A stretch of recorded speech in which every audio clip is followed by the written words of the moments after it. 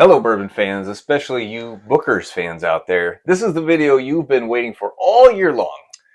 It's that most wonderful time of the year. It's the best Booker's of the year video. And of course, I've got Pete with me. What would a Booker's review be without Pete? And this year, we've got not 4, but 5 releases of Booker's. They threw in the special Reserves batch. So we'll see. Is the Reserves truly better than the rest? And if not, which one will beat it out? So going into this, I've obviously tried all of these. Are there any that you didn't try so far? I have not tried the 04 yet, Jimmy's batch. Okay. So I tried all 3. I will tell you that, and of course, by saying this every year, the one I like the most is the one I like the least in the blind taste. Mm-hmm. But the Beam House batch, which was the 2024-02, was my absolute favorite. That one did not last long in the household. Not only myself, but my bride, both. That was really special.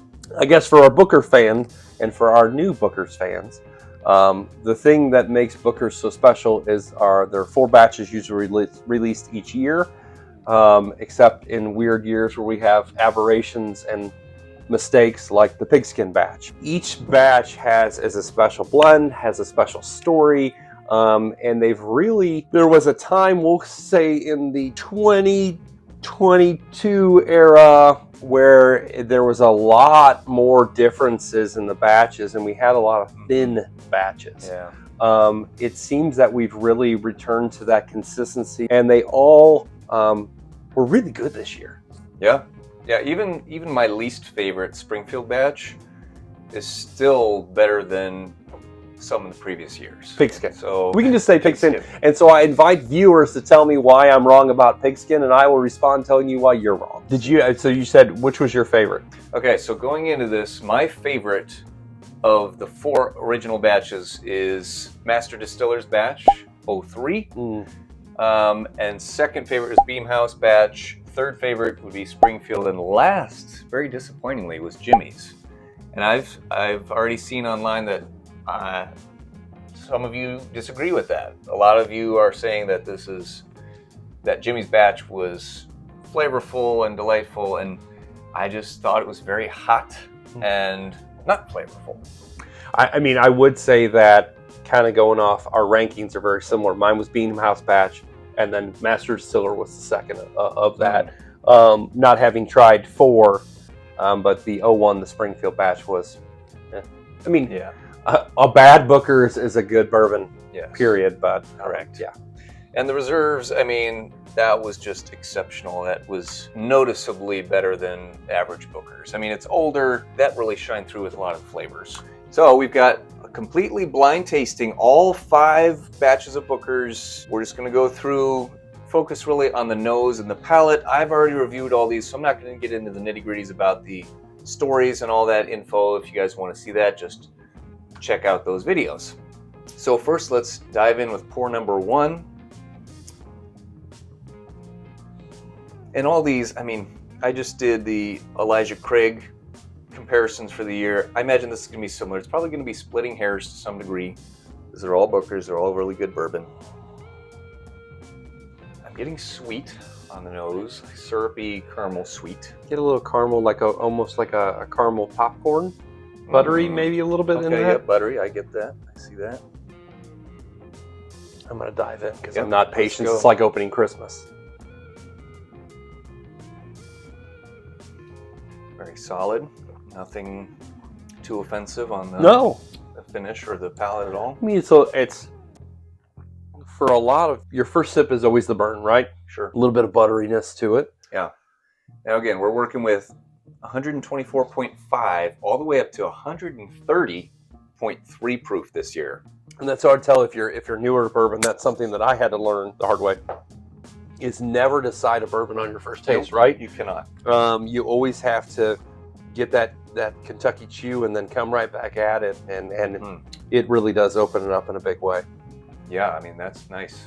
Buttery caramel is... We'll throw a little water in there. Sure. No ethanol burn to me, just nice and easy. I don't find the water opens this one up a whole bunch. You know, sometimes water works great, sometimes it don't. Yeah. I feel like water either makes it way better or way worse, but usually doesn't. It's not usually a neutral effect I've found. No, not with this. Okay. Didn't change the flavor profile a whole bunch for me. Okay. Didn't open up any fruits or anything. Still Okay. kind of that, just a little bit of buttery nut. Okay, so right away I don't like the nose as much on this one. See, I get a lot more vanilla, brown sugar. This is more oaky to me, I'm not getting that oak. like dusty. I can see a dusty, but that's where I kind of get that. I don't want to go so far as say baking spices because I really don't know what that is. More of that brown sugar, more of that subtle. If anything, I would go with that. That's reasonable. All right, let's see what this tastes like.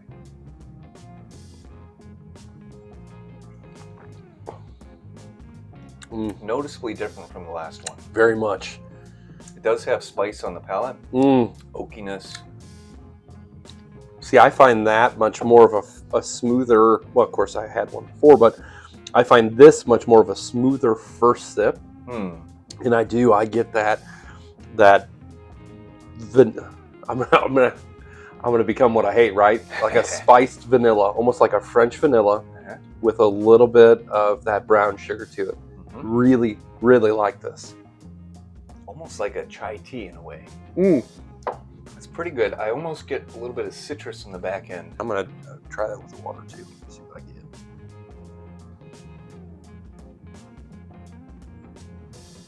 A lot more warming to this with the water. A lot more of the baking spice, the brown sugar.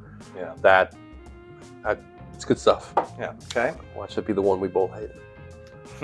I am really curious to see if my palate noticeably picks up on the reserves or if it's like just another part of the lineup. Like, is that really going to stand out to my palate? Don't you love it when you get that very, very limited bourbon and you're like, this is so great, but this is the equalizer, right? Absolutely. All right. Number 3. A little bit shy on the nose, not leaping out at me. A little bit dusty again. Sweet, dusty, oaky. Like caramel vanilla.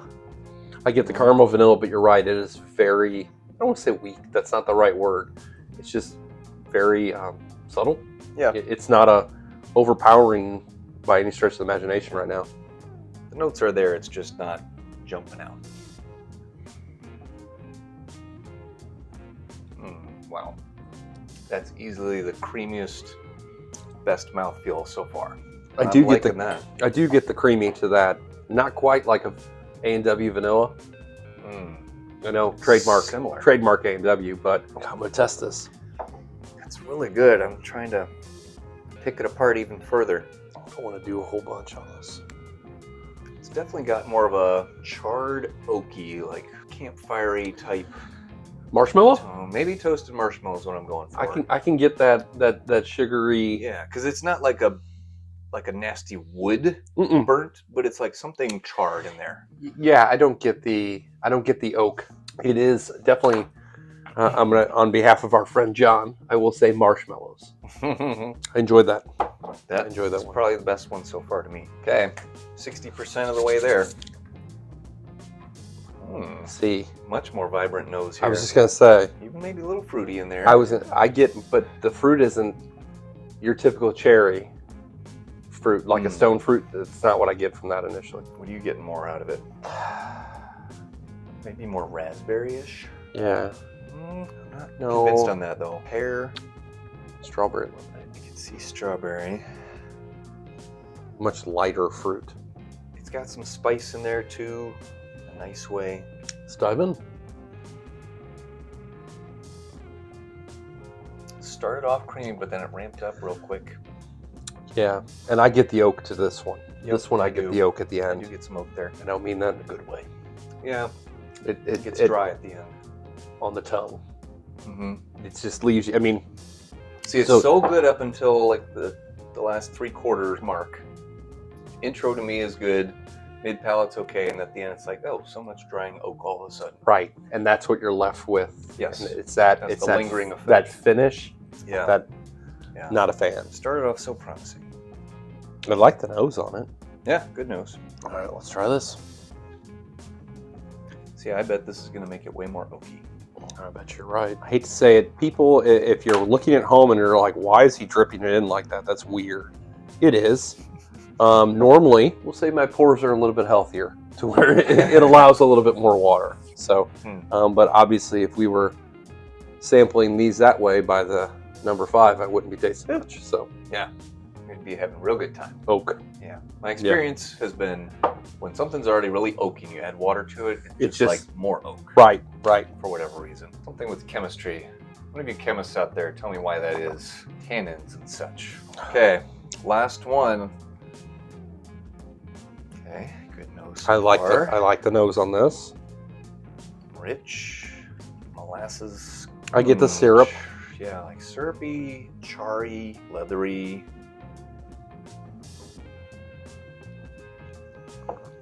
Okay, that has to be the reserves. I was gonna say that's delicious. That has to be the reserves. If that's not, very, very, very, very, very creamy. Yeah. Very creamy. So flavorful, so mellow, easy to drink. The leathery tobacco, smoky notes, a very rich journey along the taste. It's definitely, the smokiness is not an overwhelming smoke. It's like a fullness. Yeah. And like true on vanilla cream. Yeah. Like a vanilla cream soda without the effervescence to it. Not flat, but it's just, it's sweet, but not overly sweet. It's vanilla. More like a root beer float. Oh yeah. Yeah, that creaminess of a root beer float, but use the A&W trademark vanilla cream soda with it. That's really good. And if we're both wrong on this, I blame you. Yes. I'll take full blame on that. Yeah, so that's easily the best to me. That, quickly. I'm not even going to add water to that. Yeah, I don't. Oh my goodness. All the things you want in a bourbon. That was Caramely, toasty, marshmallowy, vanilla, a little bit of smoke, but in ways that blend together and complement. Not here's this one and then this one. It's like here they all are together. Here they all are together. Look like you were casting a spell there. If 5's isn't the reserves, it's got to be the Beam House. But I'm fairly confident it's the reserves. But it wasn't too sugary, too sweet. No. It was light to where it doesn't leave like the number 4. It just, all you have is left is that oak. Yeah. Or you have that burn. Yes. This. It was just pleasant the whole way. So good. Left you on a good note. So yeah, I'm going to write down my order of which ones I liked. You do the same, and then we'll compare notes. You know, it's like I'm taking a test, and do I want to change my answer, or? Okay, so I'm locking in, I think. Is that your final answer? I'm going to go back and drink 5 while we're doing this. There you go. What was your order of what you liked? So, from least favorite to most favorite was number 4, which I think is Jimmy's batch. I also. Then 2 was in 4th place, which I think is Springfield. Number 1 was 3rd place, which I think is Beam House. Number 3 was 2nd place, I think it's Master Distillers. And then top is number 5, I think it's the Reserves. We are going to have, so we are completely off on all of them. So this is going to be good. Really? I have number 5 as my favorite. Okay. And I do think that's the Reserve. Okay. I picked number 2 as my second, and that's that French vanilla, that brown sugar. I think that's the Beam House batch. I picked number 3. I think that was the Master Distiller batch. Number 3? Yes. Okay, so we both think that that's Master Distiller. Okay. 1, I think that buttery caramel is Springfield. And number 4, which is the bottom of my barrel, I do think is Jimmy's, and that's the oak. Okay, so we agree on 3 out of the 5. Oh, okay. Closer than you thought. Well, so you're locked in, I'm locked in. I'm locked in. I'm just going to drink the rest of this. And we've got the results. Let's see how we both did. So. All right, here we go. Your elf has prepared this. By the way, we really, truly didn't look beforehand. We're way off, aren't we? Yeah, we are. Crap weasel. Cotton-headed Niggy Muggins. So, number 1, right out the gate, just a smack in the face. Number 1 is the Reserves. Woo! Wow. Wow. Okay, so that's an X there. Wow. So number 5 was that much better than the reserves. It's got to be Beam. Holy crap. Wow. All right, I'm going to go in order, so Okay. no jumping ahead here. Sorry. Number 2, pour number 2 was Master Distillers. Is that what you had? No, I doubted myself. Well, see. I told you I second guessed, but So I'm two was good. Two was really good. It was number 2 was my number 2.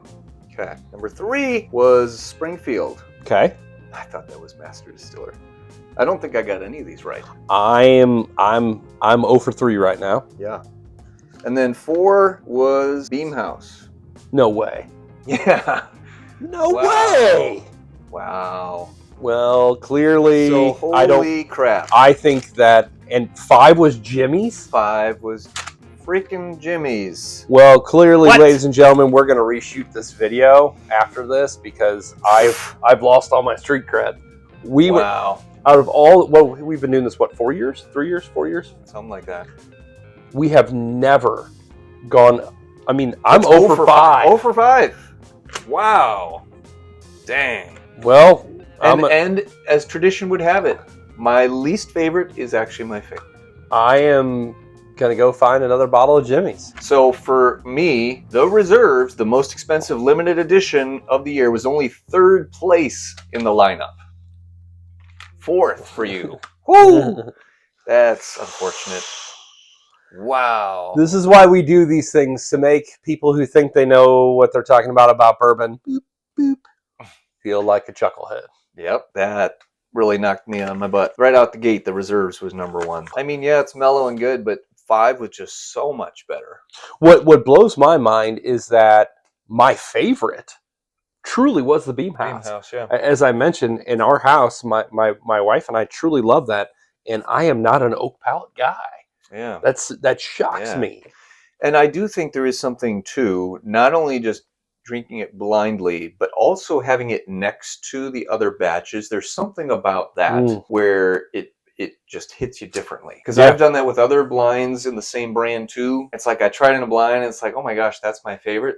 But then I go back to it later. It's like, oh no, I don't really like that as much. Right. So there must be some psychology there. Maybe there's some chemistry there as well. But well, especially when you compare it, you find what you at the time, and as you who are Booker fans know, sometimes it's, I mean, it may be you get the first batch in February or March, and you get the next batch in June, and so there definitely is that gap. But I got to tell you, so going off what my ranking, right? Jimmy's was number 1. Yeah. Number 2 was the Master Distiller. Yep. 3 would have been the Springfield. 1 was the reserves. Excuse me, 4 was the reserves. And my last place was the Beam House. I am not buying a Powerball ticket tonight. Oh my gosh. Well, at least my favorite going into this was not my least favorite. It was, I'm all confused now. Right. I know. 3 was number 2. Jimmy was your 4th out of 5. Your least favorite coming into this was your most favorite. By a long shot. By a long shot, yeah. Clearly my least favorite. Okay, well, for those of you who called me out on Jimmy's, you're welcome. Well, there you go, guys. Thanks for watching.